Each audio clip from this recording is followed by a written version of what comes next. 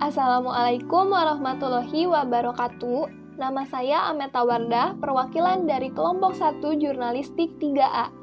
Dalam video kali ini, saya akan membahas tentang jurnal yang telah kelompok kami buat yang berjudul Peranan Komunikasi Massa Terhadap Gaya Hidup Masyarakat Indonesia Era COVID-19. Dalam jurnal ini membahas tentang apa itu COVID-19, apa perubahan gaya hidup yang terjadi pada masyarakat Indonesia selama pandemi COVID-19, dan peranan komunikasi massa terhadap gaya hidup masyarakat. Yang pertama, pengertian COVID-19. Secara garis besar, COVID-19 adalah sebuah virus yang menginfeksi saluran pernapasan.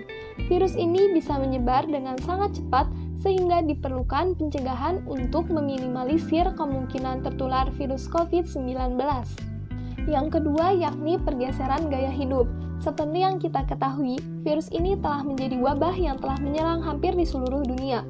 Oleh karena itu, masyarakat pun mengalami pergeseran gaya hidup. Pergeseran gaya hidup dapat kita rasakan seperti adanya himbauan di rumah saja dan penerapan PSBB yang dilakukan oleh pemerintah guna memutus rantai penyebaran virus COVID-19. Pergeseran gaya hidup pertama yang dapat kita rasakan yakni dalam hal pendidikan. Jika sebelum adanya COVID-19 dilakukan secara normal atau tatap muka, kini diganti dengan pembelajaran jarak jauh atau pembelajaran online yang juga disebut dengan daring. Yang kedua, dari sisi religi. Dengan diterapkannya anjuran beraktivitas di rumah saja, ibadah rutin yang biasanya dilakukan secara bersama-sama harus mengalah oleh kejadian pandemi ini. Yang ketiga, pada kebiasaan menjaga kesehatan. Dengan hadirnya pandemi ini, sedikit banyak mempengaruhi kebiasaan menjaga kesehatan. Hal yang mencolok yang dapat kita lihat di tengah masyarakat saat ini yakni rajin mencuci tangan, menggunakan masker apabila bepergian, serta mempraktikkan etika batuk dan bersin yang benar. Melihat perubahan-perubahan tersebut, dapat dikatakan gaya hidup masyarakat saat ini mengalami revolusi society, yang dimana perubahan sosial dan kebudayaan yang berlangsung secara cepat dan menyangkut dasar atau pokok-pokok kehidupan masyarakat.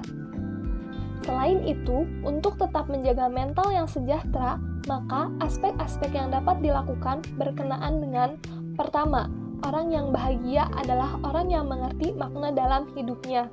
Kedua, orang yang menjaga dirinya dalam emosi yang positif. Dan yang ketiga adalah orang yang terus mengasah diri spiritualnya. Yang terakhir adalah peranan komunikasi massa terhadap gaya hidup masyarakat Indonesia di era pandemi COVID-19. Di tengah pandemi COVID-19 ini, komunikasi merupakan sebuah langkah yang penting guna menyampaikan informasi yang dibutuhkan seseorang ataupun masyarakat. Komunikasi menjadi kepentingan lain dalam menghadapi COVID-19 ini. Dengan kebijakan pembatasan sosial, maka komunikasi massa menjadi sebuah pilihan untuk penyampaian informasi kepada publik. Semenjak adanya wabah atau pandemi seperti ini, pola dan gaya hidup masyarakat telah berubah, tidak seperti semula seperti biasanya. Perubahan tersebut membawa dampak yang cukup besar terhadap segala aspek kehidupan masyarakat. Saat ini, aktivitas yang dilakukan masyarakat harus menerapkan aturan social distancing dan mematuhi protokol kesehatan dari pemerintah. Wabah ini menyebabkan masyarakat terkendala dalam masalah ekonomi sekarang ini. Meskipun demikian, masyarakat saat ini sudah mulai terbiasa dengan kondisi yang membuat mereka melakukan penyesuaian diri atas segala aspek tersebut untuk tetap survive di masa-masa krisis saat ini. Dengan komunikasi massa akan didapatkan sasaran komunikasi yang sangat luas, dengan menyasar banyak orang dalam satu waktu sekaligus. Tingkat akurasi informasi yang diberikan menjadi hal penting yang harus diperhatikan oleh pemberi informasi. Dalam hal ini, komunikasi yang disampaikan kepada masyarakat merupakan pesan-pesan dengan bahasa mudah namun dapat dipahami oleh masyarakat.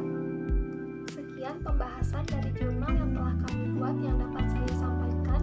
Bagi penelitian selanjutnya, hasil penelitian ini dapat digunakan sebagai bahan perbandingan dan referensi untuk penelitian. Peneliti selanjutnya diharapkan lebih banyak mengkaji berbagai sumber dan referensi agar hasil penelitian lebih lengkap lagi. Wassalamualaikum warahmatullahi wabarakatuh.